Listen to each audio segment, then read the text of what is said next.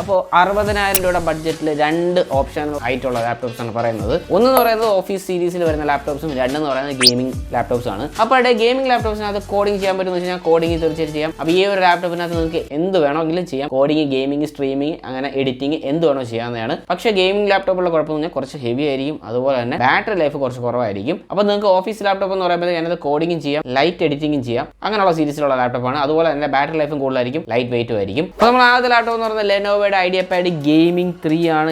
ഈ ഒരു ലാപ്ടോപ്പിന്റെ ഡിസ്പ്ലേ എന്ന് പറഞ്ഞാൽ 15.6 ഇഞ്ചിന്റെ 120 Hz റീഫ്രഷ് റേറ്റ് വരുന്ന IPS പാനലാണ് വരുന്നത്. ഫുൾ HD ഡിസ്പ്ലേ ആണ്. അപ്പോൾ ഈ ഒരു ലാപ്ടോപ്പിന്റെ പ്രൊസസ്സർ എന്ന് പറയുന്നത് നമ്മുടെ AMDയുടെ Ryzen 5 5600H പ്രൊസസ്സറാണ്. 6 കോർ 12 ത്രെഡ് പ്രൊസസ്സറാണ്. ഇതിനകത്ത് നമുക്ക് 8 GB റാമേ വരുന്നുള്ളൂ. പക്ഷേ 1650 ഗ്രാഫിക്സ് കാർഡ് വരുന്നുണ്ട്. 512 GB M.2 NVMe SSD വരുന്നുണ്ട്. അപ്പോൾ ഈ ഒരു ലാപ്ടോപ്പിനകത്ത് നിങ്ങൾക്ക് ഒരു മിനിമലായിട്ടുള്ള രീതിയിൽ നിങ്ങൾക്ക് വേണമെങ്കിൽ എഡിറ്റ് ചെയ്യാം. അതുപോലെ തന്നെ 1080p 60 വരെയൊക്കെ എഡിറ്റ് ചെയ്യാം. ഗെയിമിങ്ങും ചെയ്യാം, സ്ട്രീമിങ്ങും ചെയ്യാം. റോൾ പ്ലേ കളിക്കണമെങ്കിൽ മിനിമം 16 GB റാം വേണം.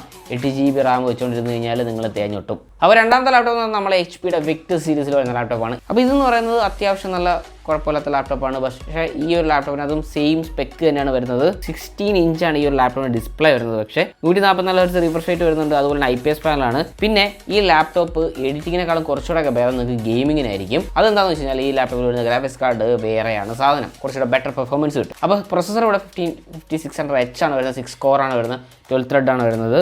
8 GB റാമാണ് വരുന്നത്. അതുപോലെ തന്നെ 9 millisecond റെസ്പോൺസ് റേറ്റാണ് നമ്മൾ ഡിസ്പ്ലേക്ക് കിട്ടുന്നത്. Graphics card RX 6500M graphics കാർഡാണ്. അപ്പോൾ ഗെയിമിങ്ങിന് വേണ്ടിയിട്ടുള്ള നല്ല പൊളപ്പനായിട്ടുള്ള ഹൈ ഗ്രാഫിക്കൽ കാര്യങ്ങൾ ഹാൻഡിൽ ചെയ്യുന്ന ഒരു ഗ്രാഫിക്സ് കാർഡാണ് ഇതിനകത്ത് വരുന്നത്. ഒരു 1650നേക്കാളും ബെറ്റർ ആയിട്ടുള്ള ഒരു പെർഫോമൻസ് നിങ്ങൾക്ക് ഇതിൽ നിന്ന് പ്രതീക്ഷിക്കാം. അപ്പോൾ മെയിൻലി ഗെയിമിംഗ് ആയിട്ടുള്ളവർക്ക് ഈ ഒരു ലാപ്ടോപ്പ് എടുക്കാം. എഡിറ്റിംഗ് ആയിട്ടുള്ള 1650 ആയിരിക്കും കുറച്ചുകൂടെയൊക്കെ ഭേദം. അപ്പോൾ ഈ ഒരു ലാപ്ടോപ്പിൽ ഇങ്ങനെയുള്ള കാര്യങ്ങളൊക്കെ നല്ല രീതിക്ക് ഹാൻഡിൽ ചെയ്ത് പോകും. കോഡിങ് ചെയ്യാം, കോഡിങ്ങിന് യാതൊരു ബന്ധവുമില്ല. അതുകൊണ്ട് കോഡിങ് ഈസ് സോ സ്മൂത്ത്. അപ്പോൾ നമ്മുടെ മൂന്നാമത്തെ ലാപ്ടോപ്പ് എന്ന് പറയുന്നത് ഒരു ഗെയിമിംഗ് പ്ലസ് കോഡിംഗ് കോംബോ, അല്ലെങ്കിൽ ഓഫീസ് പ്ലസ് ഗെയിമിംഗ് കോംബോ എന്ന് പറയുന്ന ഒരു സീരീസ് ലാപ്ടോപ്പാണ്. നമ്മൾ ACERന്റെ ASPIRE 5 എന്ന് പറയുന്ന ലാപ്ടോപ്പാണ്. ഇതിനകത്ത് വരുന്ന പ്രൊസസ്സർ കുറച്ച് ഡൗൺ ഗ്രേഡ് ആണ് H സീരീസ് ആയിട്ട് കമ്പയർ ചെയ്യുമ്പോഴത്തേക്കും. 1240p സീരീസ് വരുന്ന പ്രൊസസ്സറാണ്. 12 കോർ 16 ത്രെഡ് ആണ്. 8 GB റാമാണ് വരുന്നത്. 512 GB SSD ആണ് വരുന്നത്. RTX 2050 ആണ് വരുന്നത്.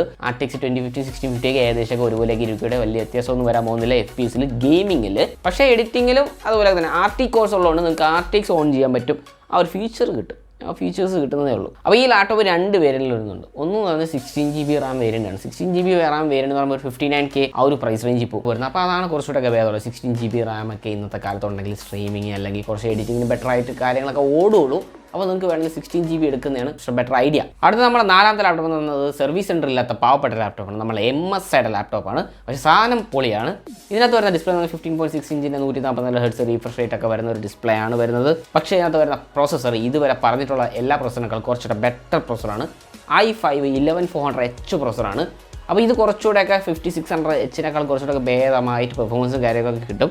ഇതും 6 കോർ 12 ത്രെഡ് തന്നെയാണ്. പക്ഷേ കുറച്ചുകൂടെ ബെറ്റർ പെർഫോമൻസ് പ്രോസസ്സിംഗ് പവറിൽ കിട്ടുന്നുള്ളത്. ഇത് 8 GB റാമാണ്. നിങ്ങൾക്ക് വേണമെങ്കിൽ 64 വരെയൊക്കെ അപ്ഗ്രേഡ് ചെയ്ത് പോകാം. ആ രീതിയൊക്കെ അപ്ഗ്രേഡ് ചെയ്ത് പോകാൻ പറ്റുന്ന ഒരു ഐറ്റമാണ്. സ്റ്റോറേജ് എന്ന് പറഞ്ഞാൽ 512 GB സ്റ്റോറേജ് ആണ്. M.2 NVMe 16 GB 1650 ഗ്രാഫിക്സ് കാർഡാണ് വരുന്നത്. പിന്നെ ഇതിൻ്റെ വെയിറ്റ് വളരെയധികം കുറവാണ്. ഓഫീസ് ലാപ്ടോപ്പിൻ്റെ വെയിറ്റ് വരുന്നുള്ളൂ. 1.86 kg വരുന്നുള്ളൂ. അപ്പോൾ ഈ ഒരു ലാപ്ടോപ്പ് അത്യാവശ്യം ഹെവിയാണ്. ഈ ഒരു പ്രൈസ് റേഞ്ച് നോക്കുകയാണെന്നുണ്ടെങ്കിൽ അഞ്ചാമത്തെ ലാപ്ടോപ്പ് എന്ന് പറയുന്നത് ഈ ഒരു പ്രൈസ് റേഞ്ചിൽ കിട്ടുകയാണെങ്കിൽ നോക്കിക്കൂടെ, എടുത്തോ, വേറെ നോക്കണ്ട. കാര്യം അതായത് നിങ്ങൾക്ക് 4K എഡിറ്റിംഗ് റെൻഡറിങ് ചെയ്യണമെങ്കിൽ ഈ ലാപ്ടോപ്പ് വെച്ചുകൊണ്ട് ചെയ്യാൻ പറ്റും. അത്യാവശ്യം നല്ല ഒരു ബെറ്റർ ആയിട്ടുള്ള ഒരു ഇതാണ്. 60K അണ്ടറിൽ ഏറ്റവും ബെസ്റ്റ് ലാപ്ടോപ്പ് ഇതാണ്. ഇത്രയും ഹൈ പ്രോസസ്സർ ഇതിനകത്ത് വരുന്നുണ്ട്. അത് നമ്മൾ HP VICTUസിൻ്റെ ലാപ്ടോപ്പാണ്. 16 ഇഞ്ചാണ് ഡിസ്പ്ലേ വരുന്നത്. IPS പാനാണ്. 140 Hz റീഫ്രഷ് റേറ്റ് വരുന്നുണ്ട്. പ്രധാനമായിട്ട് ഇതിൻ്റെ പ്രോസസ്സറാണ് അടിപൊളി ഐറ്റമാണ്. ഹെവി സാധനമാണ്. അതായത് Ryzen 7 ആണ് വരുന്നത്. 5800H ആണ് വരുന്നത്. 8 കോർ 16 ത്രെഡിൻ്റെ ഐറ്റമാണ് വരുന്നത്. നല്ല പൊളപ്പൻ ഐറ്റമാണ്. യാതൊന്നും നോക്കാനില്ല.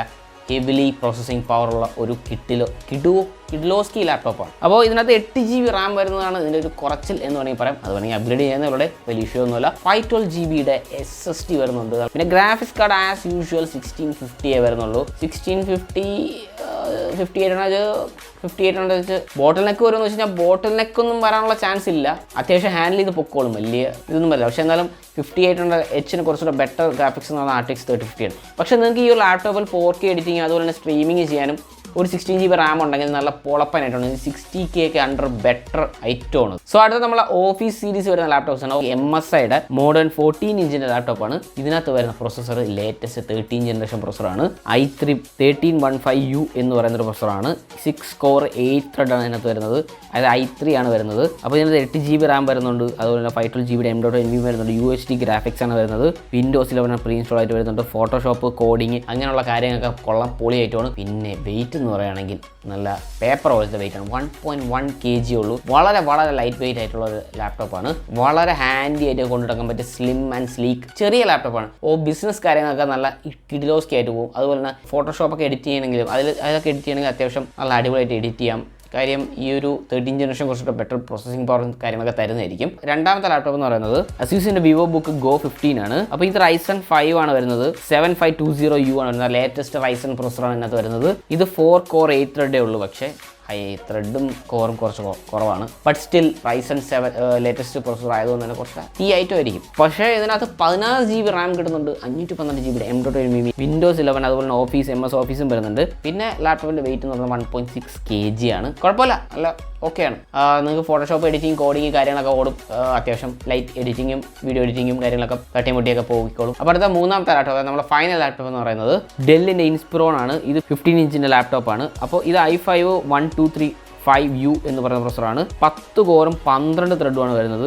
ഫുൾ HD ആണ് വരുന്നത്. WA ഡിസ്പ്ലേ ആണ് അതിനകത്ത് വരുന്നത്. വിൻഡോസ് 11 പ്രീ ഇൻസ്റ്റാൾ വരുന്നുണ്ട്. MS ഓഫീസ് വരുന്നുണ്ട്. അതുപോലെ തന്നെ ഈ ലാപ്ടോപ്പിൻ്റെ ഒരു പ്രത്യേകത എന്ന് പറഞ്ഞാൽ 120 ഹെർട്സിൻ്റെ റീഫ്രഷ് റേറ്റാണ് വരുന്നത്. അതായത് ഗെയിമിംഗ് ലാപ്ടോപ്പിൻ്റെ ഡിസ്പ്ലേ ആണ് ഈ ഒരു ലാപ്ടോപ്പിൽ നമുക്ക് കിട്ടുന്നത്. അപ്പോൾ അതൊരു അടിപൊളി ഐറ്റമാണ്. കാര്യം ഈ റീഫ്രഷ് റേറ്റ് ഇത്രയും കിട്ടുക എന്ന് പറയുന്നത് ഓഫീസ് ലാപ്ടോപ്പിൽ കിട്ടുക എന്ന് പറയുന്നത് ഒരു കിലോ ഐറ്റമാണ്. നിങ്ങൾക്ക് വേണമെങ്കിൽ ലൈറ്റ് ഗെയിമിംഗ് ചെയ്യണമെന്നുണ്ടെങ്കിൽ അത്യാവശ്യം നല്ലൊരു എക്സ്പീരിയൻസ് കിട്ടും. വാലറന്റ് വേണമെങ്കിൽ നിങ്ങൾക്ക് ഈ ഒരു ലാപ്ടോപ്പിൽ കളിക്കാൻ പറ്റും. അതുപോലെ GTA 5 ലോ സെറ്റിംഗ്സ് കളിക്കാൻ പറ്റും. അപ്പോൾ നിങ്ങൾക്ക് ഇത്രയും റീഫ്രഷ് റേറ്റ് കിട്ടുമ്പോഴത്തേക്കും സാധനം നല്ല പൊപ്പൊളിയായിരിക്കും, വേറെ ലെവലായിട്ട് വരും. അപ്പോൾ ഈ ലാപ്ടോപ്പിൻ്റെ വെയിറ്റ് എന്ന് പറഞ്ഞാൽ 1.48 kg ആണ്. പിന്നെ ഇതേ പ്രൈസിൽ വരുന്ന മറ്റൊരു ലാപ്ടോപ്പ് ഉണ്ട്. പക്ഷേ അതിന് 120 ഹെർട്സ് റീഫ്രഷ് റേറ്റ് ഇല്ല. പക്ഷേ അതിനേക്കാളും ബെറ്റർ ഈ അതെന്ന് പറയുന്ന വോസ്റ്റോ 14 എന്ന് പറയുന്ന ലാപ്ടോപ്പാണ്. സെയിം സ്പെക്ക് തന്നെയാണ് വരുന്നത്.